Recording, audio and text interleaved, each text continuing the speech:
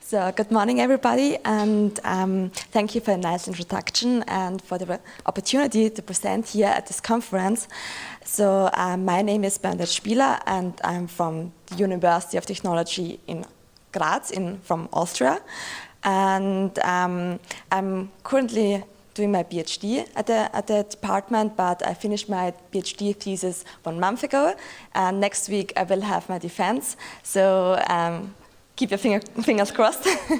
And so this paper I will present today was a really preliminary work of my thesis, so I hope that I have some time at the end that I can also show you my current work or some results of my thesis. So in this paper has the title Reinforcing Gender Equality by Analyzing Female Teenagers' Performances in Coding Activities. And we had a European project, and there we tried to integrate our app into some academic subjects. And so first I want to start with explaining the app in more detail. So this is the app. I have done, again, after this, more pictures or more screenshots of our app. The app has the name Pocket Code, and it's available at the Google Play Store, so you can download it for free. And with this app, students and children of all ages can design their own games, their own stories, their own music videos, and they only need a mobile device for that, so no PC and no laptop is needed. And so this was the starting point of the European project.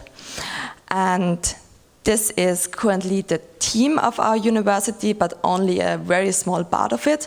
So we have now approximately 100 students who are working in our team. So they make their bachelor and their master thesis in our project, and there are separate teams. For example, there's one team that is more concerned with design, with usability, and one team, for example, who does the development of the app itself for the Android app, another team for the iOS version.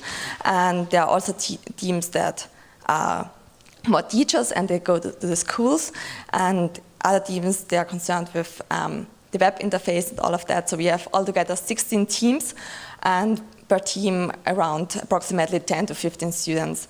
And yeah, I'm the head of development of this team, and we, since more than 5 years, more than 500 students are working in our team and develop our apps and services. And we are very interdisciplinary. That means we have also students from India or all over the world who are working in our teams. And yeah, and this is now the app. You see here the screenshot. It's very, very similar to Scratch. So we have a close cooperation with the Scratch team from the MIT. And so we always say they are little brother or the little sister. So as I already told you, you can create programs directly on the phone. So you can use the visual programming language, and you have just the scripts that snap together and then make the object, for example, move or turning around and all of that. So it's very intuitive, and so the students can be creative, they can design, they can tinkering around, and can use it for project work. So what is new, or what is the benefit of this app? You can use also the sensors of the mobile device, for example, the inclination, the acceleration, or even the GPS, or the face detection, or the compass, and such sensors makes no sense on PCs, but you can use them in mobile games, for your mobile games. And yeah, and a lot of schools that do not have any hardware, or they do have hardware, but it's mostly outdated or not available. So with our app, they can simply go, for example, out with the students and code everywhere. And especially in developing countries, there are more children have the mobile phones than laptops. So we see it as a really intuitive approach. And as you see in the picture, we also have cooperations with schools in India and in Thailand, and try to integrate our apps there. So, and we had this project with the name No One Left Behind. It was a European project funded by the Horizon 2020 program. And in this project we had 3 pilot countries, one in UK, one in Spain and one in Austria. And we also had a cooperation with the HDM, Hochschule der Medien in Stuttgart. And so each of these pilots had another target group. So in UK they were concerned with students who had learning disabilities. That means we made the app more accessible. We integrated some visual adaptations to the UI, for example, to the font face and such things. You can find them, for example, in the settings of the app. In Spain, they were concerned with students who had an immigrant background, so they say that it is not needed to speak the same language, for example, when they program together. And our study in Austria, we were very concerned with the girls. So how can we engage them? How can we reinforce them to show them new ways of coding and to bring game design in the classroom? And during the whole study, we had 400 to 600 students per pilot. And we had 3 phases: feasibility, first circle, second circle. And one outcome of our study was a new version for school. The app Created School it is also available at the Play Store, but it's a beta version because you need an account, so you can request accounts. And with these accounts, you can, for example, as a teacher, you can request 20 accounts for a class, and it's restricted to the account, so it's for a beta version, you do not get any ratings. So this was very important for us, so that we do not get bad ratings because they cannot log in without an account. That was the reason for that. So, and yeah, at the beginning of the study, there was always a question: why are there so few women? So not only at our university, but as we already know, it is really a global problem. So we see it in all Western European states, we see it in America, we see it in Australia. There are too few women at the university, especially at the technical university, because at the general universities, more women have a bachelor degree or master degree, but it's really focused on the technical universities. And here I have 2 statistics. One is from my university. We see the beginners are almost 1/3, but then the regular students and the graduates are less than 1/4. And yeah, when we see the career of at the university, the professor status, we see here that out of 118 professors, only 8 are female.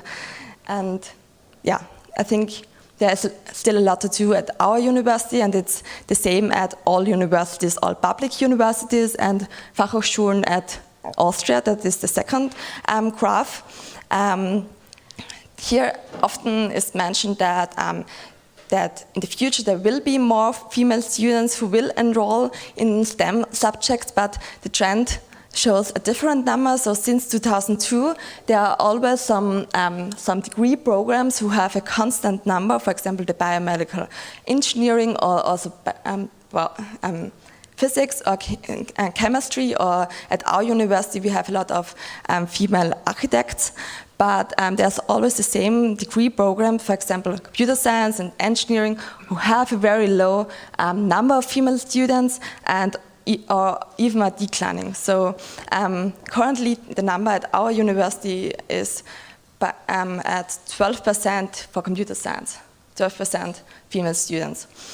So this was also one outcome of my PhD thesis, where I looked at the different stereotypes, or I think the one we already know very well. It's the male stereotype, who is shaped by the male tech industry or the gaming industry, or also an absence of female role models and the whole socialization or education sector.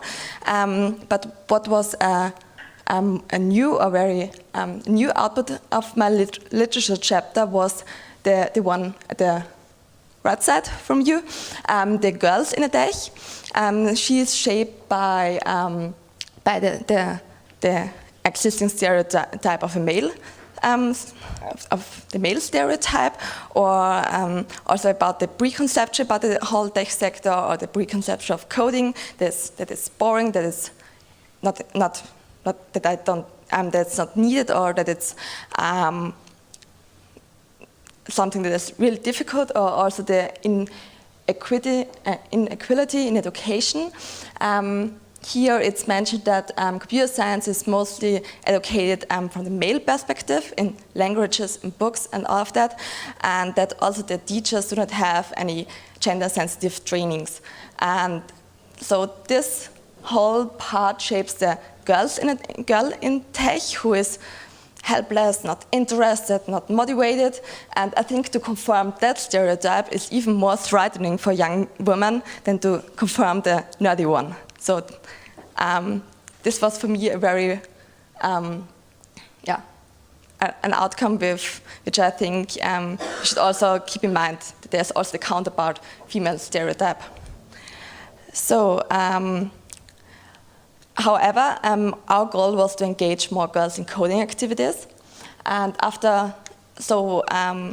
the first literature review that I also used for this paper, I looked at some differences, for example, in the interests in coding and games.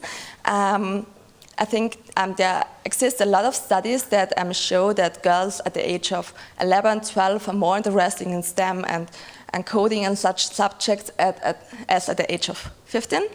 And I think that's really well known. And there's also that younger girls are more likely to play games than boys, or boys are more likely to play games at all. And here, this is very interesting because there is a correlation between how often students play games and how they rate their computational skills or thinking skills and all of that. So then one output was also some, as I call girls design. So I analyzed some studies where games were analyzed and created a table what is more related to girls. For example, they used more narrative aspects in games and all of that. So that was also one output. And another part was that it's very important to have a more problem-based approach, also an interdisciplinary approach. That was something I figured out. Also that the use of different approaches, not only between the genders, but also in the gender, in the same gender groups, and the importance of collaborative learning situations. So these 4 points, they were all some factors that are more, how should I say, that were more important for girls, but are important for whole learning situations when you want to learn or teach code to students at all. So just in short, the Austrian sample. So in my PhD thesis and in all my study, I only focused on the Austrian sample. So we had in total 478 students, 281 female and 197 male. And for the study, I used as a conversion-rated learning goal achievement. That means every teacher defined together with us a learning goal before we designed the course. For example, we used the app in physics, and there they had a learning goal that was more concerned to computer science, and one learning goal that was more related to physics. For example, they had to add an object. This was the coding aspect, and this object should have a force, acceleration, and a mass. And so they had to apply the physics formula. And so there was the 2 goals, for example, for physics. So we had students from grade 6 to grade 12 in physics, computer science, arts, music, and English. And we had different group constellations. For example, we had small groups, pair work, and individual that was also chosen by a teacher, but the students were able to decide on their own with who they want to program together. So there were also some mixed gender groups, but at all there were only 8 mixed gender groups, and we did not, so for this analysis we did not look at them closer because there were too few to make significant conclusions. So at all we had 400 programs that have been analyzed, and the reason was that in a school setting somebody can be absent, somebody can be, there can be problems with the upload, so together we had 400 programs, and out of them were 240 made by females. And for this paper I really looked, has the learning goal achieved or not, so yes or no, and then I defined 4 hypotheses. So in regard to the literature chapter, first I suppose that female students from the lower grades are more likely to reach the learning goal because they're more interested than in STEM or coding or games. So the second hypothesis was that the learning goal would be is much more likely to. The students are much more likely to reach the learning goal in interdisciplinary courses. So as interdisciplinary courses, we define physics, music, and English. So in English, they had, for example, to retell a book story, and as not interdisciplinary, we consider computer science and arts, because in these subjects they had a more, for example, they were told to create a game, but it was not related to any, for example, to arts or to computer science, but they had the freedom to create a game on their own. So it was not that much interdisciplinary. And the fourth hypothesis was that female students are more likely to reach the learning goal. Oh, I forgot one. The third was that they achieve the learning goal more likely when they use a more learning by doing approach. Versus templates. In the Graded School app that I presented before, there we had templates. So that means instead of starting with an empty program, they were able to start with a game that had already some code in it and some pictures and objects, so they can adopt it, and also personalize the templates. So it was just that all of them had the same template, for example, but they can adopt it and had a very similar learning goal. And the fourth hypothesis was that female students will reach the learning goal more likely in groups, so when they work in groups instead of when they're working independently. So, and the results were significant at the predictors that lower grades is a predictor for reaching the learning goal with the use of templates and, yeah, surprisingly in individual work. But we saw that girls who work in groups of with other girls, that they were sometimes more stressed because everybody of them had their own learning goal, and at the end they had to merge it into one big game, and so the problems were not that similar. So they had to ask so me or the team for help and not their colleagues, because they had their own games, for example in computer science. And when they work individually, it was mostly with the templates, and the templates they had very similar learning goals, so they can ask each other, and there was much more communication in the room, much more collaboration, as if they worked in teams. So it was more concerned with the setting and not that there was no collaboration or communication. And what was not significant was the different subjects. And here I think the reason was, we think the reason was that that the gamified approach is nevertheless motivated. So I think would be more effective to have a control group and a test if they do not use our app, and if they use our app, if they learn to reach the learning goal more effective, and not to compare between subjects.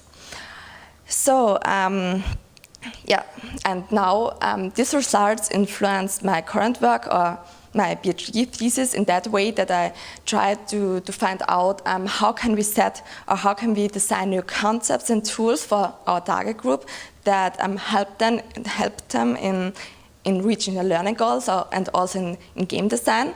And so my PhD thesis has titled Development and Evaluation of Concepts and Tools to Reinforce Gender Equality by Engaging Female Teenagers in Coding.